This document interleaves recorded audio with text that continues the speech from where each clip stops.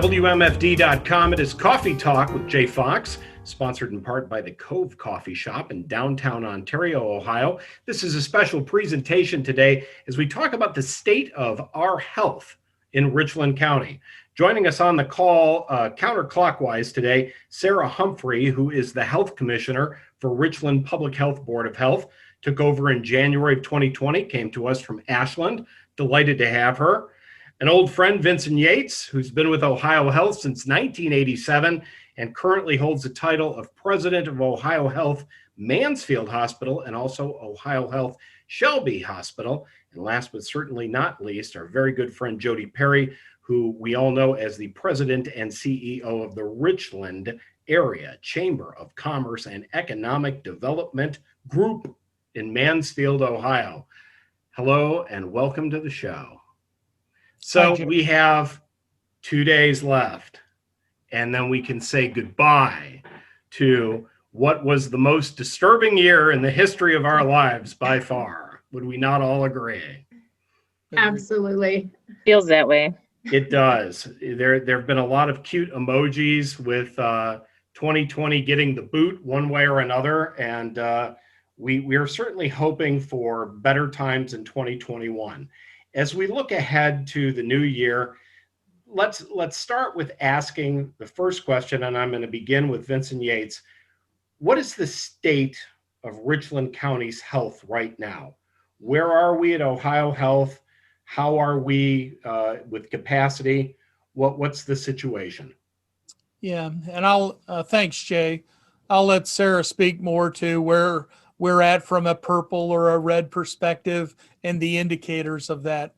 But what I can tell you about is what we're feeling at Ohio Health Mansfield and Shelby. I would say over the last month, broadly, we have averaged between 60 and 8 to 85 inpatient COVID patients. If you think about that, forgetting the percentages, back in the March-April time period, we averaged in the neighborhood of 10 to 12 COVID inpatients during that time. So you get and see the significant ramp up that has occurred effectively since Thanksgiving. It has continued since Thanksgiving, Jay.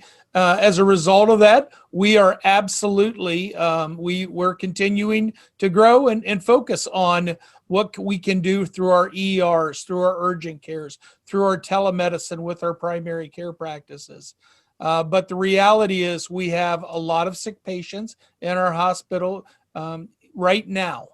And as a result of that, we have a lot of healthcare workers that have done some fabulous work. But I would say the state of the healthcare right now is, we'll talk about it later. What can you do? But really just need to, as a community, buckle down and make sure we're taking care of each other during these moments, Jay.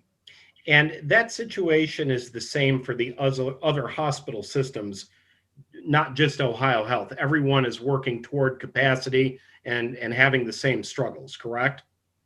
Yeah, all to different levels. Mm-hmm. Certainly within the Ohio Health system, we have seen different communities where COVID took on a more aggressive stance early on, for example, in Marion, Ohio. Certainly Mansfield, Shelby, our area right now for about the last month has stood out within all of Ohio Health as an area where we have seen the most COVID patients comparatively from a scale perspective.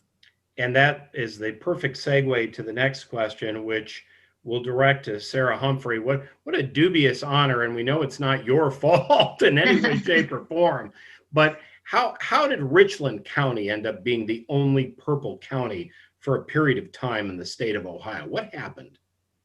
So on a larger scale for the county, it followed a lot of the same paths that Vincent just spoke about. November seemed to be that month that maybe everything seemed to culminate into that perfect storm, so to speak, whether it be the kids went back to school, holidays were upon us, the weather was changing, brought people indoors. But what had happened is between the onset of the disease way back in January, February, up until November 1st, we had in our county about 1,900 cases during that time. And then once November hit, we had 1,900 cases in the month of November alone. So we had doubled our case onset. And when you get that type of momentum in not a positive way, it does take time to scale it back.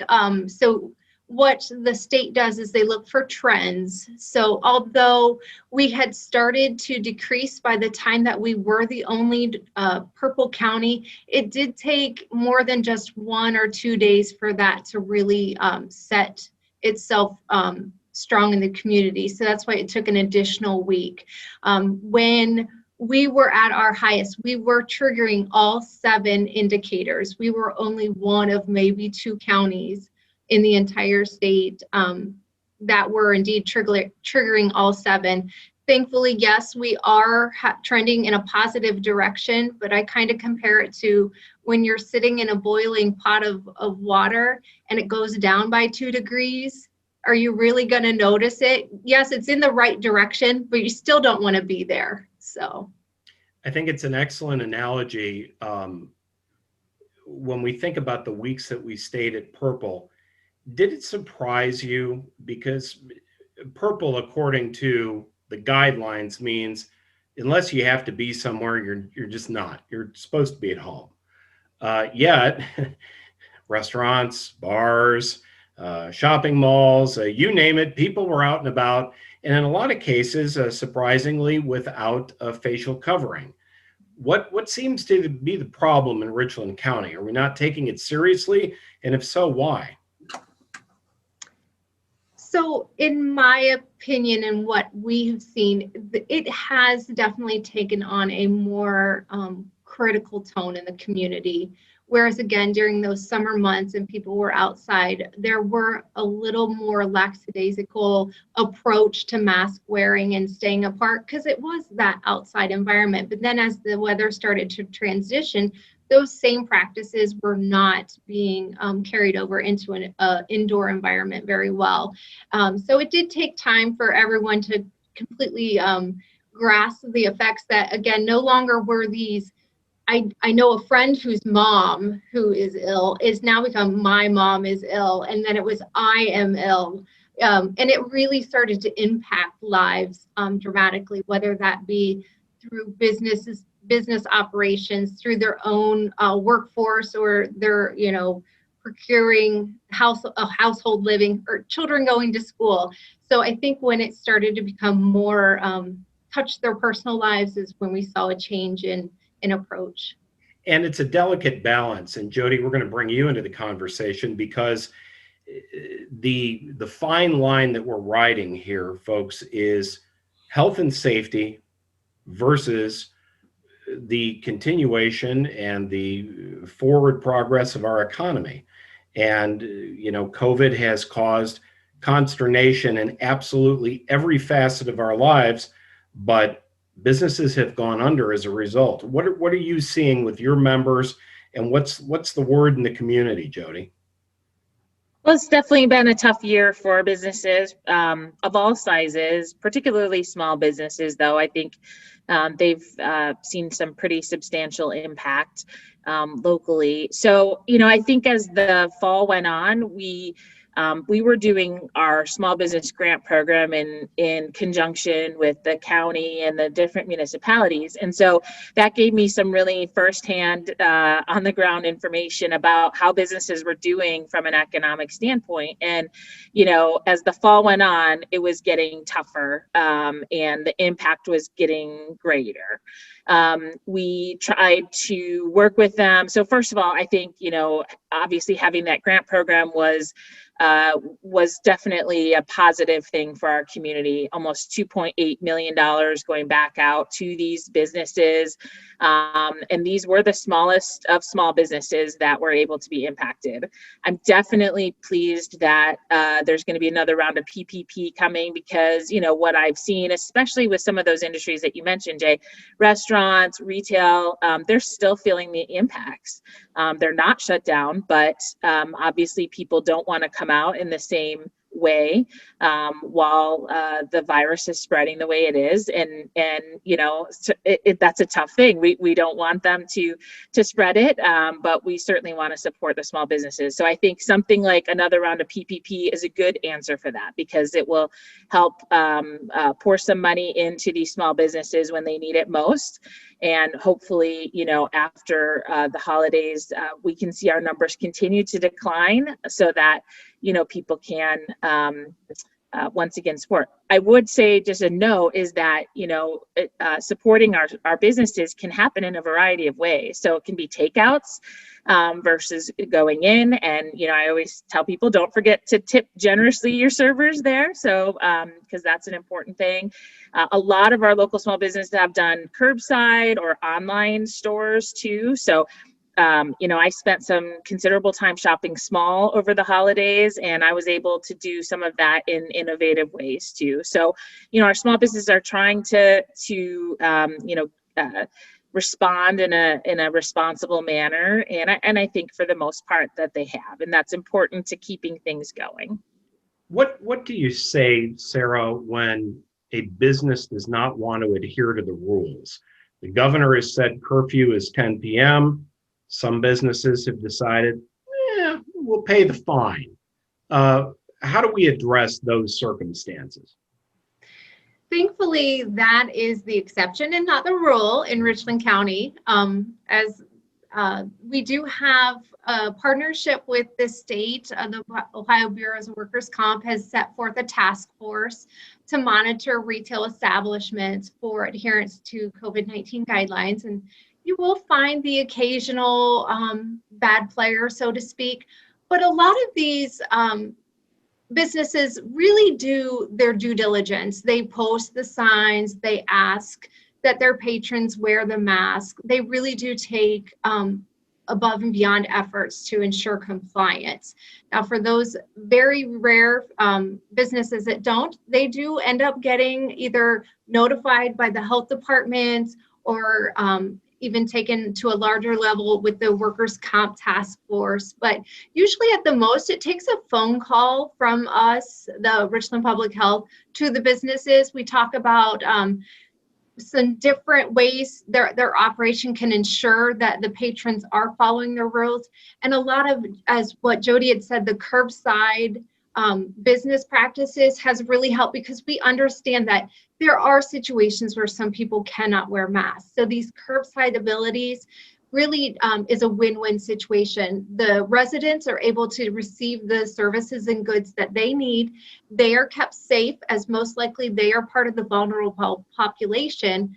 The business gets to retain that clientele and that avenue into the community, while just really serving that larger purpose is getting through this COVID pandemic in one piece. So, and one piece is very subjective, because we've talked about our physical health, we've talked about our economic health. I serve on the board of Know It Before You Need It, which is the Richland Mental Health Campaign, and also work to raise money for Catalyst every year. Let's talk about the emotional and the spiritual health issue that comes with this. And we'll go back to Ohio Health and Vinson Yates to talk about the role that spiritual care plays, and how the suicide rate has gone up, and some of the things that we don't talk very much about as a result of all of this.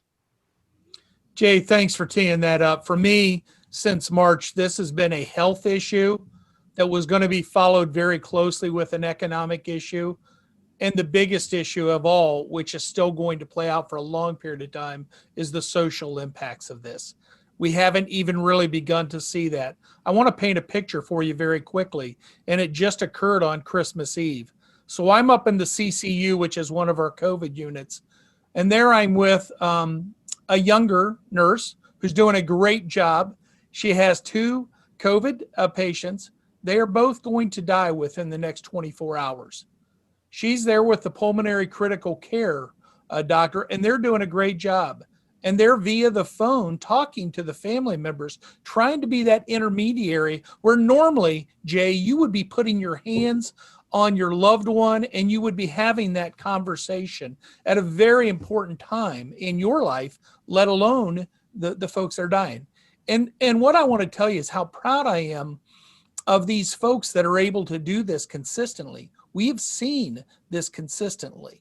Now, what I'm excited about is their resilience, but what I'm worried about and nervous about, to your point, is what comes a year from now.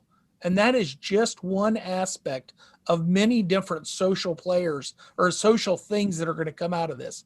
The kids that have lost their their senior year in high school. You can go on and on. The ability not to be at somebody's wedding or at somebody's funeral. You can go on and on. We're going to be there for you in the community in many different ways. But right now, it's very difficult. We need to be giving each other a little bit of grace in this space, Jay, but continuing to recognize how difficult this is going to be for people to come out of it. There's a lot of things we can do to help each other while we're in that space, though, Jay. I hope I answered your question at some level. You did. And at Ohio Health, because you are on the front line in the trenches, dealing with illness of many different natures and death at a constant nature as a result of this, how do you take care of your own people? What are you doing for your staff? You know, at the risk of, first off, we try and give them as many opportunities to talk to our pastoral care folks, to talk to others, to develop almost a buddy system. Within that, obviously, you provide water, nutritious snacks, etc., and make it as good as you can be. Really force people to take time away when they need to. We're doing all of those things, but at some point, Jay, let's be very clear. There's only X amount of staff, and where we used to have Y amount of patients, and you're sitting there right now with, I'm going to say 60 to 70 COVID patients. The number of caregivers required for that same patient is at least 2 times as much. We're dealing with all of that. So what we can do first and foremost is acknowledge it, be thankful of it, be very thankful of the skill set required here. I know I've had another group ask me, well, why weren't you prepared for this? You just don't grow nurses and physicians and other caregivers off of trees. It takes a long period of time, and I'm very thankful for everything they're doing. But I'm also very thankful for, let's not forget the environmental services worker that goes into that COVID room to clean consistently. The number of people that are touching this is, and they're all garbed up, but the number of people that are touching this is not insignificant, Jay. Well, and you're not running a hotel, so you're not used to running at the same capacity as a hotel. And in most circumstances, it becomes a burden when you get past 75%. And now you're seeing news articles about hospitals across the country that are having to set up, MASH units and triage units in parking garages and, out front in the front yard of the hospital. Are we headed towards that? I don't have a crystal ball, Jay, and I certainly hope not in this communities. On the positive side, I would say Ohio Health broadly has received X amount of vaccines. Later this week on Thursday, on New Year's Eve, we'll give another 300 shots of vaccinations to our workers and our physicians, our providers. We are going to be distributing many next week with the goal of getting round 1 out of the way within the next 2 weeks. As soon as we do that, we'll begin round 2. I know Sarah and her team are working very hard with the EMS, fire, et cetera, et cetera. As soon as we can get to a different place there, it will help our overall feeling about where we're going with this. Part of this message, Jay, always from March was get the vaccinations in place before we just couldn't take it any longer and we needed to feel and touch each other. Well, that really didn't occur. That's why you're seeing the spike in November and December. And so we're going to deal with this for a couple of more months, minimally, in my opinion. But I'm very hopeful related to what's coming with the vaccine, and hopeful that folks are paying attention throughout the holiday season, are backing up, are being socially distant. I know it's hard, masking up, and then washing up. I mean, those are the things, Jay. I want to get to the vaccine and those issues, but first, Sarah, I want to ask you, we had a spike after Thanksgiving. More people have apparently chosen to throw caution to the wind for Christmas and New Year's than they did for Thanksgiving. What are you preparing for January and February in terms of the aftermath for Richland County? So by all accounts, yes, I do believe that people approached Christmas with a lot more caution than they did Thanksgiving. We're not saying that there won't be some type of spike, and we certainly will see that somewhere between January or 10 to 14 days after each, I guess, congregate event, whether that be Christmas or New Year's. But right now, we're working closely with the schools. Many of the schools are delaying their restart for the year to ensure that if there was any transmission events that occurred, that they're moving out of that, active viral stage so that school can resume. And then we're really focusing on that one very active approach, which is vaccination. We all want to return to normal. We actually have a tangible action right now, which is vaccination. So as I speak, downstairs, I have a wonderful group of approximately, I think today we're seeing between 50 and 75 EMS first responders coming through the door. They have seen the effects of COVID. And if that's not a testament on how important this vaccine is, then I don't know what would portray that more. These are members of our community who dedicate every day to ensure that we have an abundance of health and safety. And they understand that in order to get to where we need to be, which is back to quote unquote normal, these are the steps we have to take. So that is what we're doing in January. So what's the itinerary for the vaccine rollout? We start with the healthcare workers and the first responders, and then where do we go next? Yeah, so we are doing, just as you said, the healthcare practitioners who, many of them are hospital affiliated, so they're able to get it in that means, but there are many independent practitioners as well, whether they be dentists or other. So we are opening up clinics specifically for them, as well as the EMS. We are going out as well to our long-term care facilities who are not being serviced by either a Walgreens or CVS contract. So we'll be visiting Dayspring, as well as our DD ward, working with New Hope. Then in the tier 1B, which we've already started to talk about addressing because it's very important to pre-plan before we get there, is those individuals 65 and older who are facing chronic illness and such. So we will certainly be unveiling steps to get people registered in that manner so that we're always very cognizant about, again, we still don't want people congregated together. This isn't going to be one of those, all come to this point in time or this location at a point in time. It's going to be very structured. And because we also very much want to make sure that people have some time for aftercare of the vaccine as well, time to sit, and talk to us about anything that they may be experiencing. Because like you said, that mental health component is very, very important. And if we can provide maybe in a safe environment, even a smallest amount of time to talk to people about their concerns, what their experiences, we can connect them to other care needs that they may be experiencing. Jodie, what are the businesses saying about the vaccine? Are they excited about it? Are people willing to get it? What's the feel from the business community about this? I think by and large, people are definitely excited about it because it's gonna, speed up our immunity and allow people to get back towards normal a little sooner. I don't want to say back to normal yet, but let's say towards normal.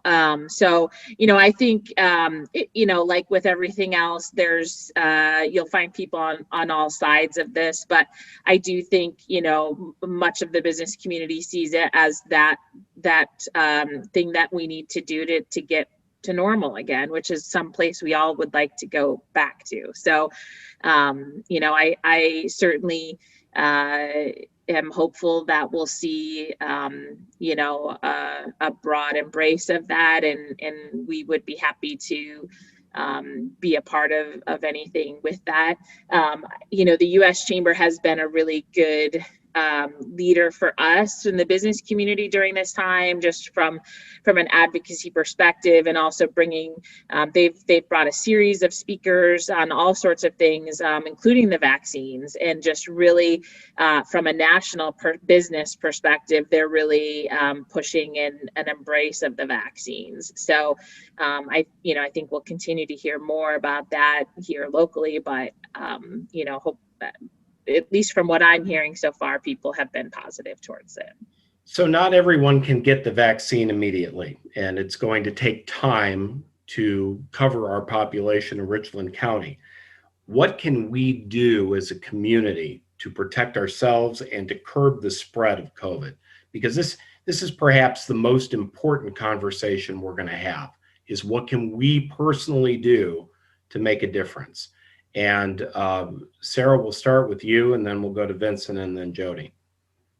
Sure. So even as we start to reach new avenues into the community for vaccination, even those individuals who are vaccinated, it's very important that we continue to wear our masks, wash our hands, and maintain the social distance. Again, we tend to carry on the activities of our friends and the loved ones. So again, that positive messaging that we are all in this together. We are working towards becoming, you know, as I love that, Jodie, towards normal. Whatever that means. right. Whatever that's to look like. It is important that we still maintain what those preventative measures are. So, Mr. Yates. I prefer to call it the new normal, because it is going to change and evolve, and that doesn't mean bad. We'll improve upon a lot of things in 2021 as a result of what we've gone through in 2020. But mine is a very simple message, Jay. Back up. Be socially distanced. Be respectful. Mask up. Continue to mask up. And then wash up. And in the meantime, while we're getting everyone vaccinated, much like we've done with the flu vaccine, this is a much more significant than the flu, but it's like the flu.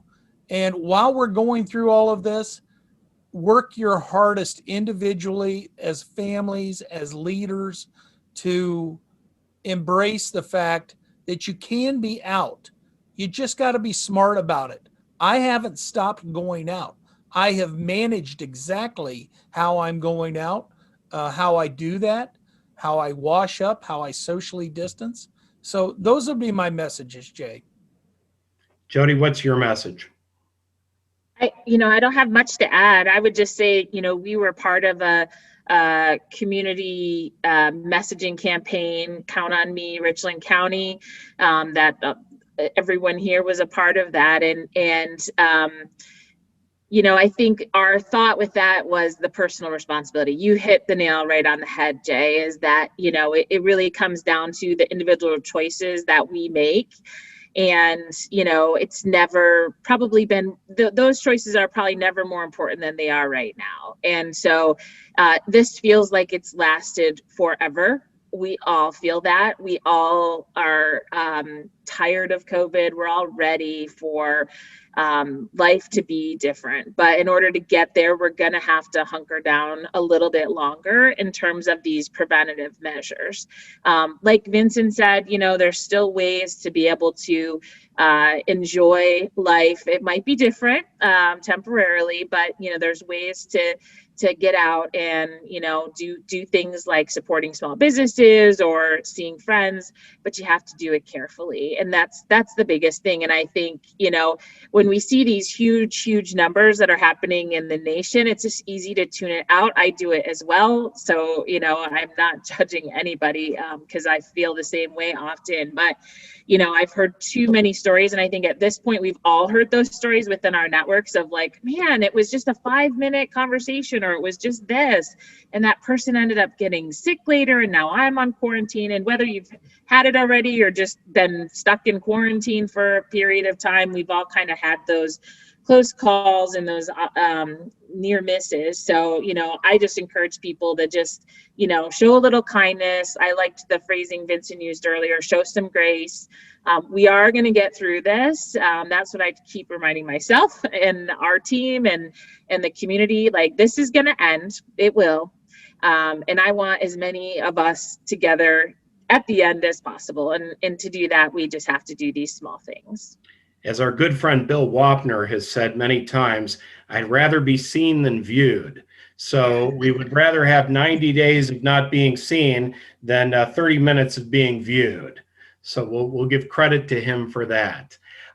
We've had a community conversation about the state of healthcare in Richland County, and the most important takeaway from all of this, whether you're an individual or you're a business or you are just a citizen at large, is that you do have to back up, you do have to mask up, you do have to wash up, and you have to take the steps that are necessary to get through this so that we can get through to the other side. And, whether the other side is second quarter or third quarter, or perhaps even fourth quarter of 2021, the efforts that we make today are going to bear the fruits tomorrow. So it's sort of like planting a garden in the spring and having a wonderful harvest in the fall. So I want to thank my guests, Sarah Humphrey from Richland Public Health, Vinson Yates from Ohio Health, Jodie Perry from Richland Chamber of Commerce.